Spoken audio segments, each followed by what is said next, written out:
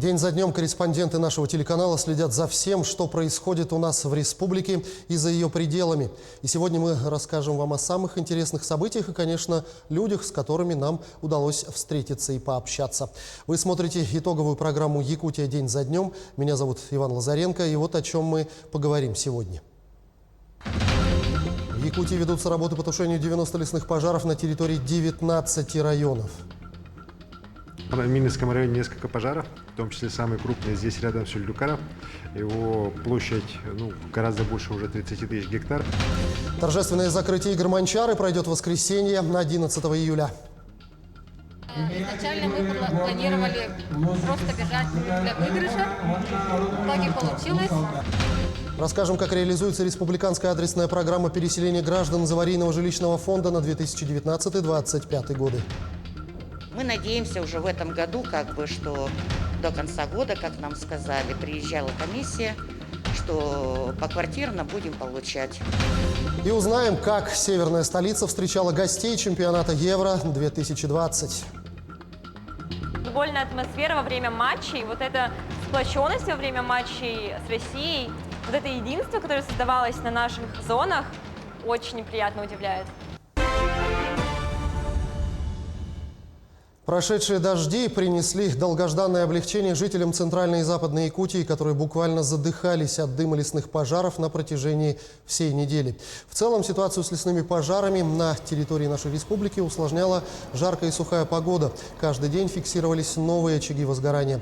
Площадь лесных пожаров уже перевалила за 1 миллион гектаров. Всего на территории республики действует 323 лесных пожара. Глава региона Айсен Николаев лично побывал на местах, где сложилась самая неблагоприятная обстановка. Это Горный, Хангаласский и Мирнинский районы. Так, в ходе проведения комиссии по чрезвычайным ситуациям по борьбе с лесными пожарами, которая прошла в Мирном, глава Якутии поставил задачу в ближайшую неделю максимально сократить число лесных пожаров. Айсен Николаев поручил полностью ликвидировать небольшие пожары, а также максимально локализовать большие. Глава региона отметил, что группировка по тушению пожаров с задачами справляется. Не допущено распространение ни одного пожара на населенные пункты. Он констатировал, что ситуация складывается лучше, чем в прошлом году, несмотря на то, что тогда погодные условия были более благоприятными.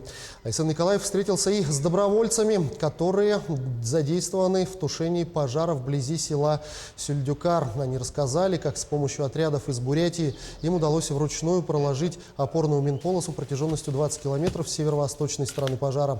Глава республики поручил районному оперативному штабу выделить всю необходимую технику. В Минском районе несколько пожаров, в том числе самый крупный здесь рядом с Сюльдюкаров. Его площадь гораздо больше, уже 30 тысяч гектаров. За последние сутки она достаточно далеко продвинулась. Здесь работают на тушении отряд из Бурятии, из Федерального резерва, и местное население. Большая, огромная работа проведена по защите села. Она сейчас продолжается в дальнейшем. Другим темам. Также в Мирном появится новый аэропортовый комплекс в 2023 году. Об этом сообщили в ходе встречи с главой Якутии Айсеном Николаевым. Новая воздушная гавань будет построена в 3 километрах от действующего аэропорта, что позволит не вводить ограничения на полет воздушных судов. Аэропортовый комплекс строится в Мирном по государственной программе развития транспортной системы и комплексному плану модернизации и расширения магистральной инфраструктуры до 2024 года. Еще одна национальная программа, реализация которой активно ведется на территории Якутии, это жилье и городская среда. Так, в рамках данной программы реализуется республиканская адресная программа переселения граждан из аварийного жилищного фонда на 2019-2025 годы. О ходе реализации программы в материале Дмитрия Тымырова. Жильцов дома по адресу Лонгинова, 29 начали расселять еще в прошлом году. Здесь 18 квартир. Первыми, как положено, начали расселять тех, кто проживал в этом доме по муниципальному контракту. Осталось расселить еще 13 квартир. Они все собственники жилья. Мы надеемся уже в этом году, что до конца года, как нам сказали, приезжала комиссия, что поквартирно будем получать. Лонгинова, 29 признан аварийным 12 марта 2012 года. Данный дом стоит в этапе 2020 года со сроком реализации до конца текущего. Так, по словам специалистов Департамента жилищных отношений города Якутска, до конца этого года в городе планируется расселить более 8 тысяч квадратных метров аварийного жилья, в том числе и этот дом. В действующую республиканскую адресную программу включены 165 многоквартирных домов, которые следует переселить. Данный дом должен переселиться до конца текущего, как я уже сказал. Сегодня на территории столицы строятся 3 многоквартирных дома для переселения граждан из аварийного жилфонда. Эти дома возводятся по улице Чернышевского, Билибина и в микрорайоне Птицефабрики. Последние застройщики сдадут уже в августе. Дом готов на 90%. Дом 93-квартирный, сдается в конце июля. Сейчас квартира уже на стадии окончания, завершения. Осталось приборы учета ставить. А вот в Горном Улусе 2 многоквартирных дома в рамках данной программы уже сданы раньше сроков. Это было связано с проведением игр Манчары. Дома эти строятся по программе переселения. И по плану, по идее, мы должны были сдать в 3-м квартале. Это, значит, к 1 октября. Тут 2 дома. Значит, в одном доме 43 квартиры, в другом 47. Итого 90 квартир. Сейчас в этих домах временно размещены участники спартакиады, которые в эти дни проходят в райцентре Горного Улуса. Также в рамках национального проекта «Жилье и городская среда» в Бердикостяхе строится целый жилой комплекс. Первую сваю установили в этом году в марте месяце. По плану и по графику выполнения работ планируется в 2022 году. Мы строим 7 домов. Все работы ведутся, монолитные работы ведутся. На сегодняшний день мы приняли более 900 где-то кубов бетона приняли. Все 7 домов строятся. Плюс еще у нас насосная станция строится. Всего на территории Горного района порядка 90 аварийных многоквартирных домов. Из них порядка 70 приходится на районный центр. Всего у нас по району свыше 19 тысяч квадратных метров аварийного жилья. Из них в районном центре селе Бердикостях 16 тысяч квадратных метров аварийного жилья. В этом году новоселье также отметят и жители Мегино-Алданского, Наслега, Тампонского района. Здесь в рамках адресной программы переселения граждан из аварийного жилищного фонда возводится 3-этажный 29-квартирный первый каменный дом. У нас общая площадь где-то составляла 2436 квадратов. И с 2020 года у нас ведется строительство 2-го этапа. Соответственно, мы ожидаем получить новые площади 1936 квадратов. Соответственно, сюда будут переселены 29 семей из ветхого жилья. По производственному плану этого дома у нас 4-й квартал 2021 года. Во 2-м этапе реализации программы переселения из аварийного и ветхого жилья задействованы все 36 муниципальных районов и городских округов республики. В целом по региону планируется расселить более 1 миллиона 150 тысяч квадратных метров аварийного жилья, признанного таковым в период с 1 января 2012 по январь 2017 года, в котором на сегодня проживает более 61 тысяч человек. Республиканская адресная программа переселения граждан из аварийного жилищного фонда у нас реализуется в рамках национального проекта «Жилье и городская среда». У нас по плану в этом году ввод 73 многоквартирных домов, из которых уже введены 5. Соответственно, до конца года будет введены 68 домов. Новые дома строятся не только в вышеуказанных районах Якутии, но и в самых отдаленных. Так, в арктической зоне и других труднодоступных населенных пунктах планируется расселить более 8 тысяч человек в рамках реализации 2-го этапа национального проекта «Жилье и городская среда». Дмитрий Тымыров, Павел Никифоров, Георгий Григорьев, Джулстан Иннокентьев, Якутия. День за днем. Перейдем к эпидобстановке. На 10 июля в республику поступило всего 271 187 доз вакцины против коронавирусной инфекции. Получили первую вакцинацию 234 094 человека, вторую – 182 130 человек, в том числе 40 628 лиц старше 60 лет. Использовано почти 86% от общего объема вакцины, поступившей в республику. А теперь давайте немного порассуждаем. Каждый день я и мои коллеги, практически все СМИ, озвучиваем эти официальные данные Республиканского оперативного штаба в надежде, что до жителей нашей республики наконец-то дойдет необходимость сделать прививку. Но с каждым днем ситуация, увы, практически не меняется. Приятное исключение – это Алайховский, Жиганский, Момский и Вено-Бытантайский районы, выполнившие план по вакцинации от COVID-19. Там процент вакцинированных по плану жителей превышает 80%, а в Момском районе и все 90%. В целом же по республике ситуация удручающая. 23% привитых. И это несмотря на постоянные ежедневные призывы получить вакцину и надоевшие всем ограничительные меры. Напомню, еще в феврале Институт Гамалеи объявил о публикации в одном из старейших и наиболее уважаемых медицинских журналов мира The Lancet результаты фазы третьих клинических исследований вакцины «Спутник Ви», подтверждающих ее высокую эффективность и, главное, безопасность. Несколько дней назад с аналогичной статьей вышел авторитетный британский журнал Nature, где тоже приведены исследования, подтверждающие ее и эффективность, и безопасность. Нет же. Среди причин отказа от вакцинации зачастую фигурируют мнения псевдоученых, размещенные в сети интернет, якобы доказанные примеры страшных побочных явлений от вакцины. Ну и самое мне непонятное, это, конечно, мнение о поголовном чипировании страны. Даже комментировать это язык не поворачивается.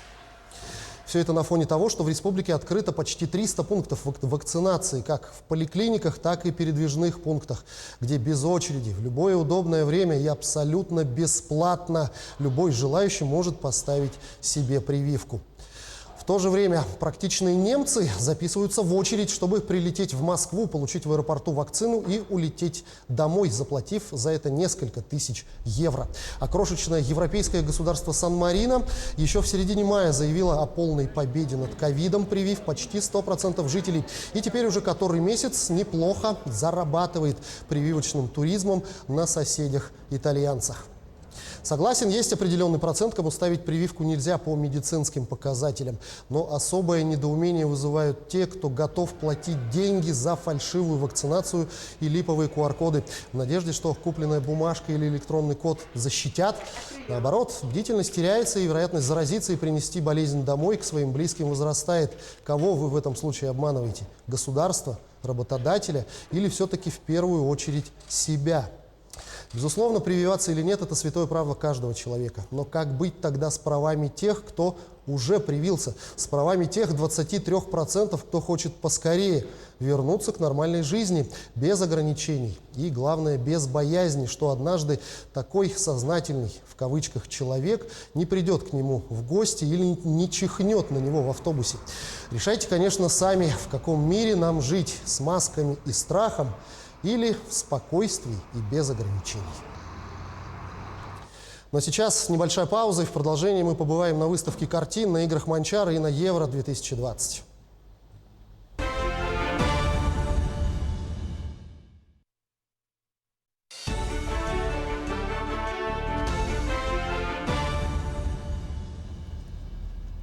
Ну а мы продолжаем программу. В жаркие июльские дни у жителей и гостей Якутска есть возможность прикоснуться к пейзажам Крайнего Севера. Молодая художница Екатерина Суржанинова открывает еще одну персональную выставку под названием «Пламенеющее сердце Севера». О том, какие работы смогут увидеть жители и гости столицы, более подробно в материале Надежды Саханской. Екатерина Суржанинова – молодая художница. В своих работах она чаще всего обращается к теме Крайнего Севера. Это и портреты северян, и пейзажи, написанные в отдаленных районах Якутии. Ее первый опыт в изобразительном искусстве начался с детства, который сейчас воплотился в очередную персональную выставку. Именно всерьез масляной живописью, творчеством я занялась в 2017 году, а так я рисую с самого детства. Сердце, как правило, считается именно душой, именно концентрацией всей жизни человека. И пламенеющие сердца Севера – это именно та энергия, которую люди могут подарить миру. Многие полагают, что Арктика – это голая снежная пустыня. Именно поэтому главная цель творчества Екатерины – рассказать о Севере за пределами Якутии и России с помощью живописных картин. Жемчужиной выставки, по признанию художницы, является картина «Пламенеющее сердце Севера». Изображена Любовь Оконешникова. Это моя землячка из села Колымское, Нижнеколымского района.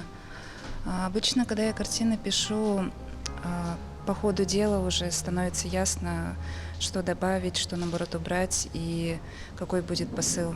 Уже это на каком-то интуитивном уровне выходит. Картина была написана в прошлом году, когда мы все были заперты в домах, и нам хотелось как-то выйти, выплеснуть свою энергию, и все эти проблемы Севера накопленные, они все вышли наружу. Стоит отметить, что, несмотря на достаточно юный возраст по сравнению с другими якутскими художниками, Екатерина раз за разом открывает новые главы в мире масляной живописи. Это уже на моей памяти 4-я выставка Екатерины. И это не повтор.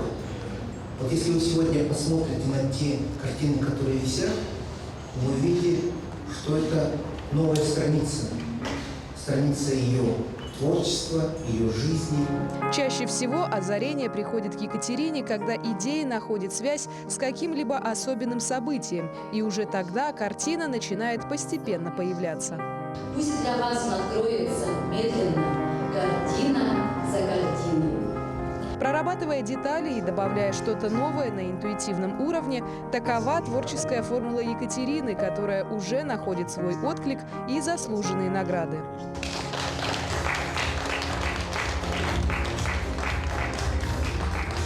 Пейзажи родного Черского, портреты близких людей и карнавал ярких красок – основа новой выставки. Однако Екатерина Суржанинова также подготовила сюрприз для своих гостей. На протяжении 14 дней художница на глазах зрителей создаст новую картину. Специально для этого в выставочном зале стоит белый холст. О чем в этот раз расскажет изобразительное искусство, пока неизвестно. Однако это отличный повод понаблюдать за тем, как на свет появляется еще одна картина.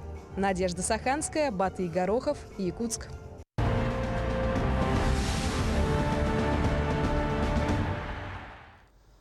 Безусловно, самым ожидаемым спортивным событием этого года для жителей нашей республики стала 21-я спартакиада по национальным видам спорта «Игры Манчары», проходящая на этой неделе в Горном Улусе.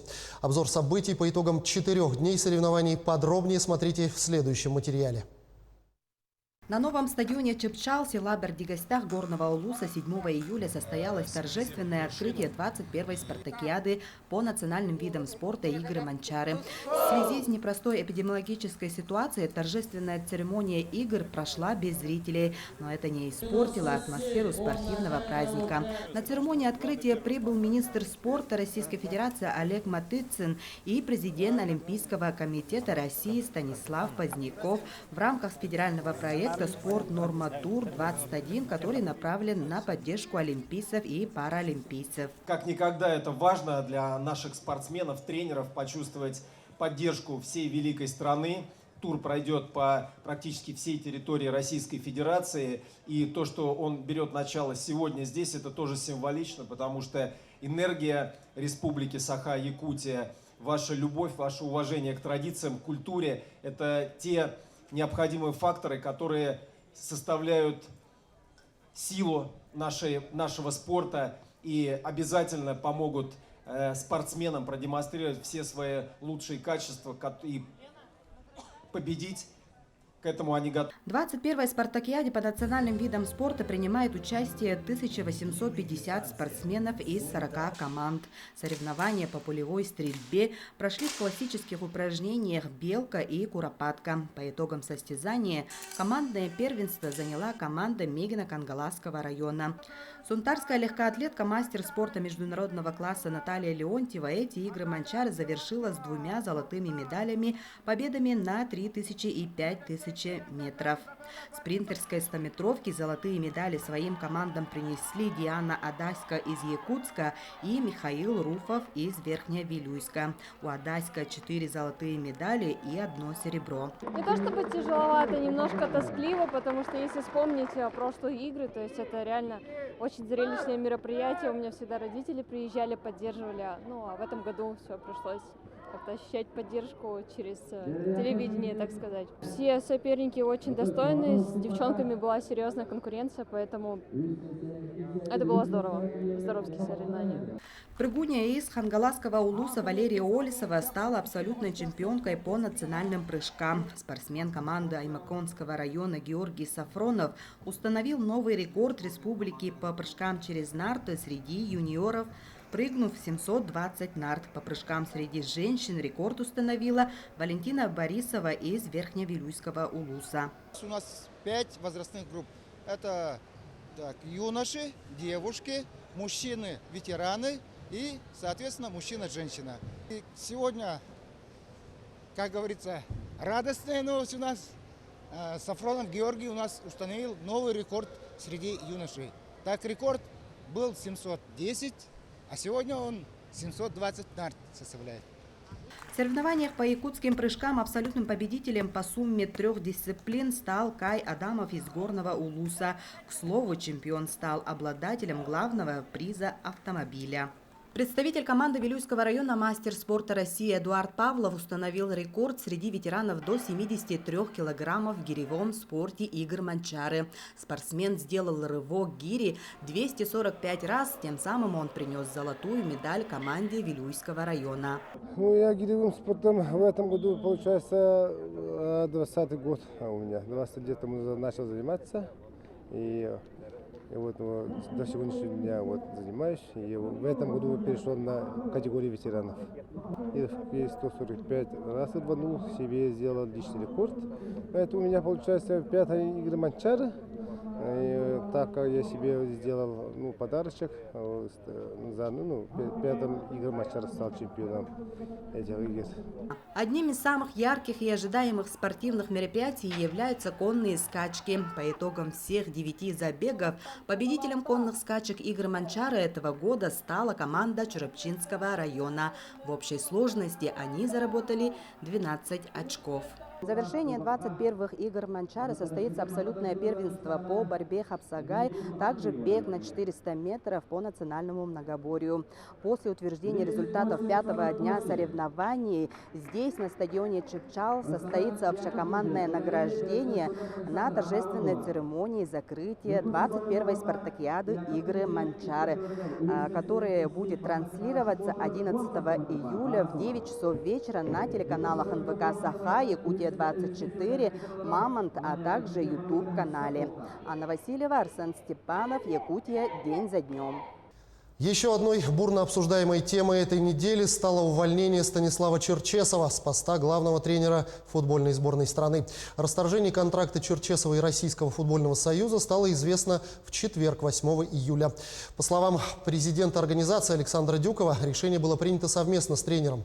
Мы начинаем поиск кандидатов на должность главного тренера, который будет готовить команду к отборочным матчам чемпионата мира 2022 года, заявил глава Российского футбольного союза. Тем временем чемпионат Европы по футболу 2020, который наша сборная покинула по итогам отборочных матчей в группе, завершается 11 июля. Традиционный праздник спорта из-за пандемии перенесли с прошлого года на этот, но цифры в названии решили не менять. Матчи принимали 11 городов в разных странах. В России игры своими глазами на стадионе «Газпром-Арена» можно было посмотреть в Санкт-Петербурге. Как северная столица встречала гостей, узнаем у Максима Кардозу. Что может быть круче большого футбола на Дворцовой площади? Мы находимся в самом сердце Санкт-Петербурга, а за моей спиной фан-зона Евро-2020. Сейчас там не так много людей, фан-зона открывается только в дни матчей, но можно быть уверенными, что 11 июля во время финала здесь негде будет яблоку упасть. Площадка вмещает в себя 3000 человек, и организаторы уверяют, несмотря на это, все меры безопасности будут соблюдены. Люди сидят, во-первых, вдали друг от друга и соблюдают масочный режим, даже на открытом воздухе. Если вы снимете маску, к вам подойдут волонтеры и попросят ее надеть. Но празднику футбола это никак не мешает. Вот так преображались 3 фан-зоны Петербурга во время знаковых встреч. Про социальную дистанцию, конечно, тут трудно говорить, но болельщики действительно в масках, у них проверяли температуру, а на территории установлены санитайзеры. Несмотря на ограничения, да, в связи с пандемией, неплохо праздник спорта, я считаю, удался. Были туристы из разных стран, ну, довольно-таки большое количество. Не так, конечно, как на чемпионате мира в 2018 году, но все же, да, у нас город проснулся после пандемии, абсолютно точно. В Санкт-Петербурге состоялось 7 игр. По данным организаторов, в северную столицу приехали 22 тысячи иностранных болельщиков. И все они создали непередаваемую атмосферу. Вот так шведы развлекались перед матчем.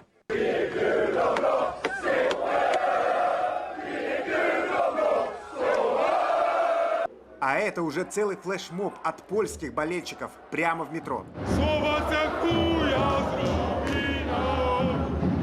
А так бельгийцы отмечали победу над Россией.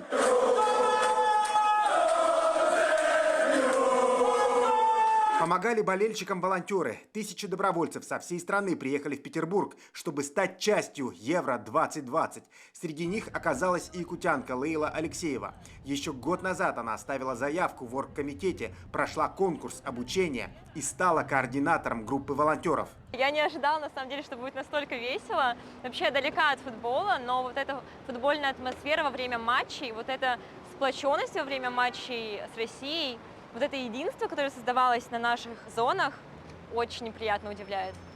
Волонтеры должны знать ответы на все вопросы и всегда протягивать руку помощи, даже в самых необычных ситуациях. Один гость футбольной деревни хочет сделать предложение своей девушке после матча. И в итоге нужно было договариваться с режиссером, как-то устраивать, чтобы он сделал это предложение. Это самое, что, наверное, больше всего запомнилось. Вот, очень мило было. Праздник футбола почти подошел к концу, но этот необычный чемпионат Европы Санкт-Петербург будет вспоминать еще долго. Максим Кардозу, Джур Березкин, Санкт-Петербург. Что ж, именно такой была эта неделя. Наши корреспонденты продолжают следить за развитием событий.